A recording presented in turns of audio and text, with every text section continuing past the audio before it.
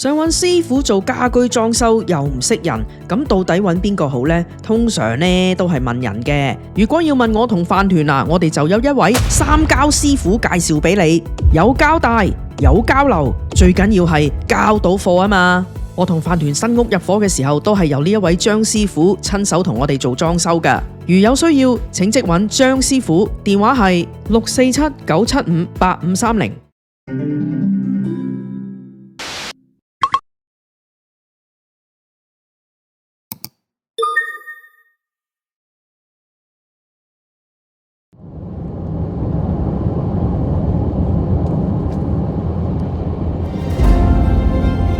我喺香港嘅日子唔係暴曬呢，就係暴雨。6、7月返香港呢，天氣真係麻麻地啊，好多雨水啦，非常潮濕。不停咁樣出街食唔同嘅嘢呢，亦都導致我嘅脾胃吃不消，濕氣好重啊，所以令到我嘅身體呢水腫比較嚴重，搞到呢要去睇中醫，企圖去調理一下，搞翻好個身體啦。就算碰啱天氣好啊，日間嘅氣溫都非常高，稍為喺條街度行一陣呢，都已經大汗淋漓，成身濕晒。入地鐵同埋入商場，冷氣一吹又係搞唔掂，真係冇辦法。原本寫好喺香港活動嘅清單上面呢，就係想去唔同嘅地區行下啦，深水埗啊、大坑啊、西貢啊、鴨脷洲啊、元朗啊呢啲。根本冇辦法，冇時間去啊！太熱又或者太大雨都唔想出去。今次返嚟主要嘅目的呢，係多啲想陪伴好耐冇見嘅契爺契媽。喺我童年嘅時候呢，就已經上契咗俾契爺契媽啦。當時雙方嘅屋企人請埋親朋好友擺咗上契酒，真係好正式㗎。契爺契媽喺我仲係小朋友嘅時候呢，就好錫我㗎喇，大家相處好似一家人咁樣。可惜相處嘅時間唔多，我想喺大家年紀漸漸老去之前，花多啲寶貴嘅時間相聚，彌補一下多年嘅生疏離別啦。話到明要陪伴啊嘛，咁梗係要參與埋對方所做嘅嗰啲活動啦。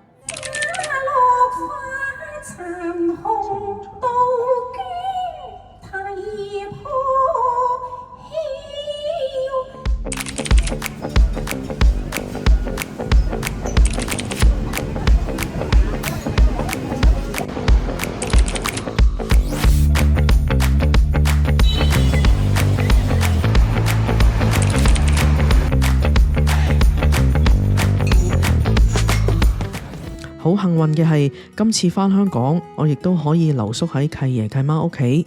喺香港有一個地方落腳呢，真係已經好好多㗎喇。由於好多時間呢，我都係同契爺契媽一齊啦，要遷就返佢哋嘅飲食習慣，所以喺屋企食住家飯嘅時間呢，係多過出街食㗎。有住家飯食啊，好幸福㗎，我都好感恩。工人姐姐呢，亦都煮得一手好飯菜。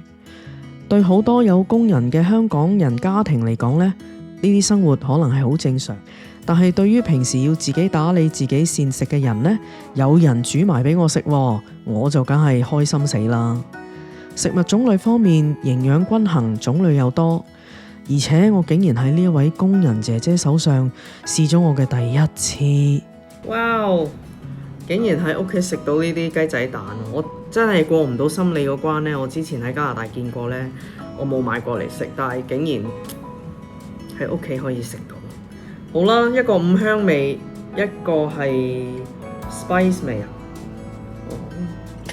我第一次食，不過亞洲真係好多人食，中國都好多人食。Oh my god！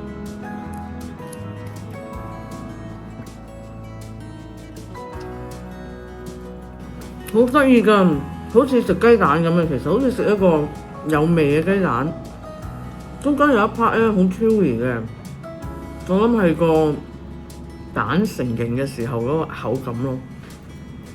咁我又唔係好驚，即係只要唔好見到有個樣咁就 OK 咯。呢個白色嘅硬咗咧，好似啲 cartilage 咁樣嘅口感啊，其實。好啦，呢個係加咗醋嘅食法啦。多啲啲先，我都幾中意食佢哋啲醋。好，呢個就係白色嗰嚿硬骨骨嗰嚿嘢。Oh, vinegar is good. Nice to try, thank you.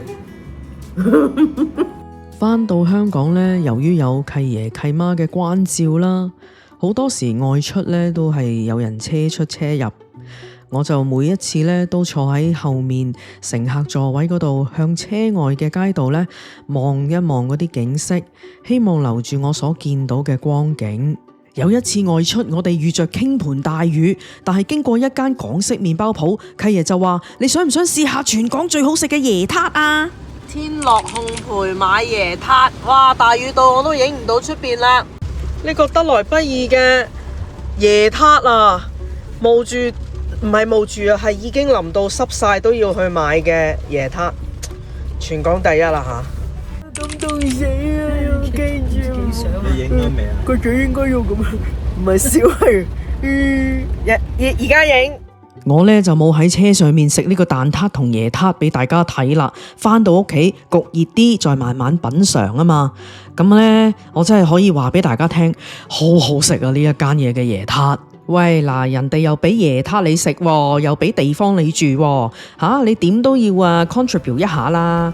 咁契爺契媽呢就成立咗一個香港大灣區海洋保育總會，致力呢就推廣海洋保育活動。咁雖然我唔識潛水又唔識游水啦，但係呢拍攝同埋做下 PowerPoint 呢都難唔到我嘅。所以有一段時間呢，我真係好鬼忙噶。咁我呢就要幫契爺契媽呢就要做下一啲會務一啲文書嘅嘢啊，咁務求呢就想佢哋知道呢嗰啲住家飯我唔係白食噶嘛。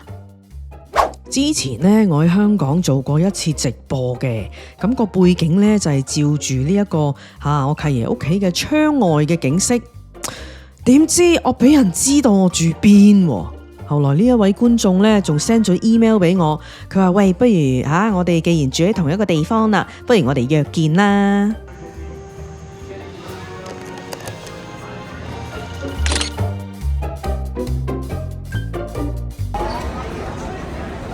阿聲好啊，你好啊，你好啊，你好。我頭先見到呢隻好熟口面，我係咪即係識係我啊？跟住我先生呢咁我喺香港呢就住喺火炭啊嘛，所以我經常會喺沙田火炭大圍嗰度呢出沒噶。遇到觀眾固然開心啦，最開心呢就係可以四處 explore 下有咩好食啊嘛。喂嗱，照慣例好食又講，唔好食都要講。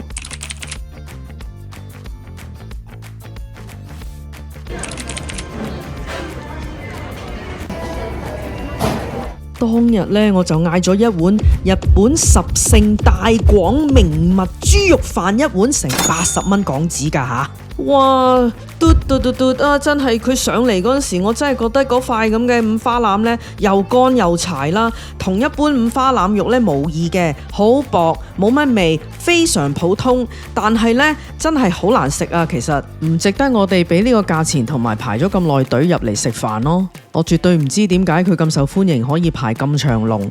咁如果未嚟過嘅沙田友呢，就真係可以唔使嚟啦。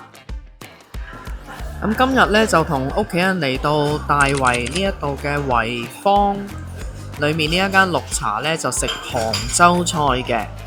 咁我哋就係咁意嗌咗一啲菜式啦。哇！呢度晏晝好多人啊，今日係禮拜日啦，到處都好多人排隊食嘢啊。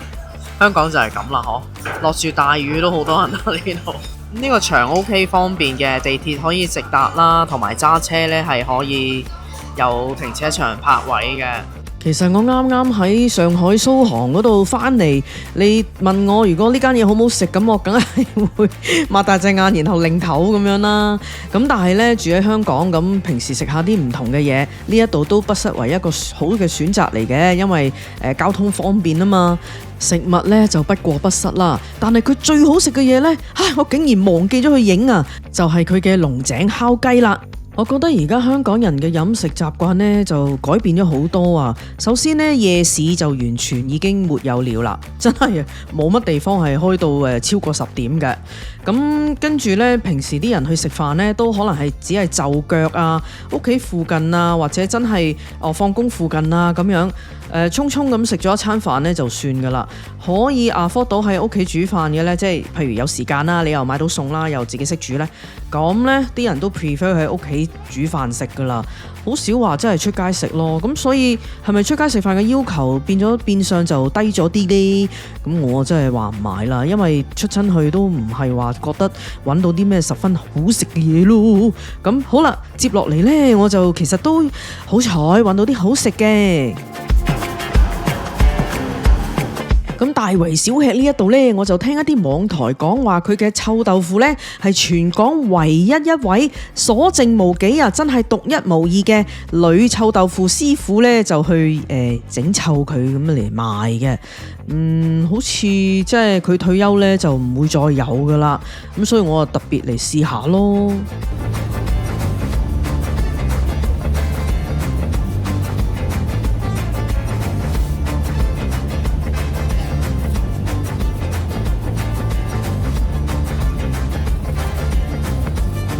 我自己呢，因為好耐冇食，亦都好恨食。我哋喺多倫多啊、加拿大根本都冇得食，咁所以喺咁嘅情況之下呢，我係好滿足。我覺得當時係好好食噶，因為佢都真係有啲臭味啊嘛。咁但係之後呢，我就帶咗契爺契媽呢，夜晚黑嚟食宵夜啊，篤下魚蛋，食下臭豆腐咁啦。不過佢哋話俾我聽呢，都係一般咋，唔夠臭啊，亦都冇以前嗰種風味啊。呢一日呢，好似我喺香港咁耐，第一次見到藍天，亦都係唯一一次啊！頭先我咪話呢，一好天呢就暴曬同埋好熱嘅。你睇下我塊面滴落嚟嗰啲汗啊，你就知啦。嗱，咁啊大圍小吃嗰度呢，咁啊唔係淨係食臭豆腐嘅，咁仲有好多小吃啦。咁我又忍唔住買咗魚肉燒賣啦，同埋陳皮魚蛋咁去試下咯。不過唔好意思都要講句噶啦，呢兩個產品呢，就真係一般啦。你見我個樣係開心嘅，咁因為我好耐冇食過啫。但係事實上係咪好好食呢？諗翻一層又冇咗以前嗰種風味咯，真係一般嘅啫。位於火炭駿景商場裏面呢，有一間茶餐廳叫做 OP Cafe。咁呢，佢就係我哋一家人嘅即係飯堂咁樣啊，因為唔知去邊度嘅話呢，就都會嚟呢一間餐廳食嘢嘅。一來可以泊位啦，咁二來佢啲嘢真係唔差喎。喂，亞洲而家好興呢一隻鴨屎綠檸檬茶啊，好鬼香噶，同鴨屎味係無關噶吓。OP Cafe 呢一度呢，我諗係家庭式經營啦，無論老闆同埋啲員工呢，服務態度都唔錯嘅，好好嘅。咁大部分菜單上嘅嘢呢，8-9成呢啲水準都係唔差嘅。早餐、午餐、下午茶、晚餐都有。價錢啊，喂，其實同多倫多真係拍得住喎，唔係講笑喎，係爭在唔使俾 tips 同埋稅嘅啫。哇！喺 OP 呢一度呢，我最開心就係食翻五香肉丁米或者麵咩都好，總之五香肉丁。大家有冇留意呢？其實五香肉丁呢，之前係多倫多超市呢有得賣嘅罐頭。近年好似冇咗，係咪啊？點解啊？其實我真係唔知，我想問好耐噶啦。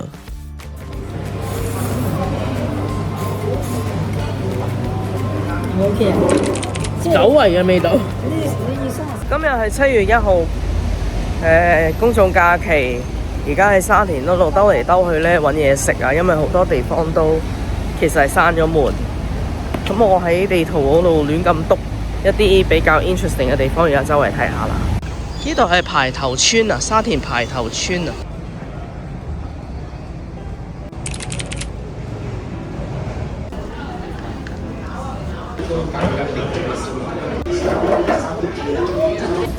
入咗嚟呢個地方好得意啊，我覺得喺一間圍屋鄉事會咁嘅嘢嘅裏面一個 building， 咁然後隔離就係嗰條村咯。喺沙田火車站一出搭部 lift 咁就到噶啦呢度。即係向住個村嘅方向出啦嚇，咩出口我唔知道啦。IKEA 方向係啦，好得意啊！咁啊，呢度有個有即茶餐廳食品咯。咁睇下好唔好食啦？呢度係真係幾骨子，好得意。沙爹牛肉麵跟多士煎蛋。多士咧，其實而家好少人用啲薄多士啊。多士咧，都係厚多士一片。呢薄多士咧，呢間比薄多士都好嘅。如果窿啲仲好，窿啲仲好，係啊，我講咯，下次係嗬。啊。我而家撻人哋個沙爹牛嚟試下先。喂，唔差喎。不過要可鹹要撈落嗰個湯麵嗰度一齊食。淮山麵啊，呢個係我哋誤會咗佢係公仔麵，但係佢係特別製造嘅淮山麵，非油炸。隔離嗰碗沙爹淮山麵咧，其實個麵底咧，我覺得口感係一般嘅，即係食落去會有啲冇乜嘢嘅感覺嘅。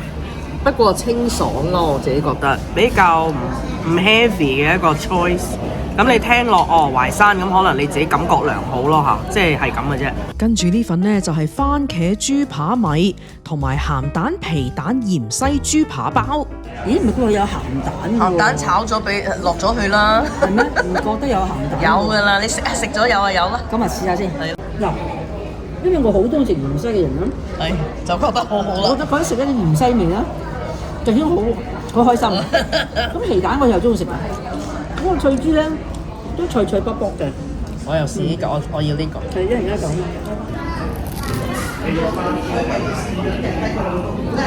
都脆嘅喎。鹹蛋、皮蛋、芫茜麵。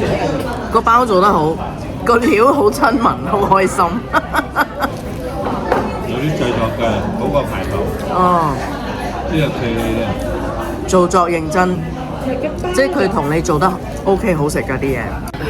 喂，杯奶茶都 OK 嘅喎。咁我隔離嗰個人咧就話佢唔結，但係又冇第二啲地方話咁滑，但係已經 above average 啦。同埋佢啲飲品咧勁多 option 俾你揀啊！淨係一杯奶茶就已經問你多奶啦、少奶啦、冇奶啦，要凍定熱啦，跟住咧糖啊幾多啦，跟住茶酒啦、大杯啦、細杯啦，好多嘢揀。Actually 咧佢個餐係唔跟餐飲，最好啦。咁你分開埋，我可以唔飲啊吧？跟奶茶都飲啲喎。對面呢度話呢個小冰小糖奶茶都唔錯。拱嚟拱去啦，跟住而家係啦，啱啱最近撻人哋嘅豬扒，做緊完食完早餐，有一次喺商場撞見佢。哇，條都大條嘅喎，冇細條，照撻啦，佢講緊嘢。豬扒夠鬆，冇過分處理，冇煎冇煎過冇炸過，薄薄地一塊，好，即係你會喺屋企做得到，但係又唔正式整水，冇味精，唔係太鹹嗰啲咯，幾好㗎。喺度彈咗隻蛋啊！依家，因為樣樣嘢都太好咧，點都要彈啲嘢，攞隻蛋嚟彈啊！因為煎蛋熟晒。煎蛋啊，點會咁嘅咧？係，因為佢有得俾人揀咧，熟蛋、煎蛋、炒蛋咁。咁我哋揀煎蛋應該就係有個荷包喺裏面。咁啱啱過咗11點半咧，就由早餐轉去午餐啦。咁然之後，佢可能轉嘅時間有個 transition 啦，就出午餐會有啲耐，咁所以要耐心等候啦。今日係蘿蔔豬。哦，蘿蔔豬骨湯唔該。炸咖喱雞，哇，係咯，同埋跟一個餐湯，今日係蘿蔔豬骨湯，好大份喎，家樂，哇，正！小偷又嚟啦！任偷。我冇叉用啦。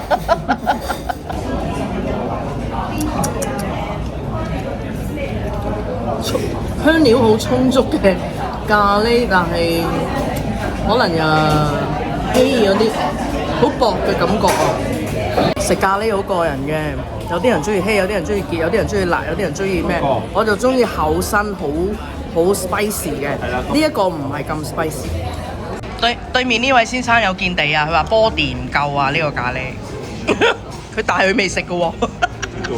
我食咗啦，body 唔夠係。哇！輪到我揀嘅嘢終於上場啦，要焗，因為要焗，所以時間比較耐，就係我嘅焗豬扒飯啦。有冇炒飯底？有少少炒飯底，輕炒好似輕炒喎，輕炒好啊！我哋就唔係好中意炒飯底嘅，我尤其是有啲炒飯底好油啊！不過變咗冇咁油咯。睇下佢嗰啲，我中意個豬扒我覺得同佢個番茄麵嗰個差唔多，咁通應該係㗎啦，係啦，一模一樣。好啊，要人哋用唔同。咁啊，梗係啦，係啦，正常入貨唔係喎，厚身嗰啲喎，係咪啊？我覺得要。啲扒飯要厚身少少先得㗎。啊，對面位先生有見地啦。你睇下呢個好薄㗎。係喎，有分別喎，的確係有分別㗎，呢度睇到。的確係有分別㗎。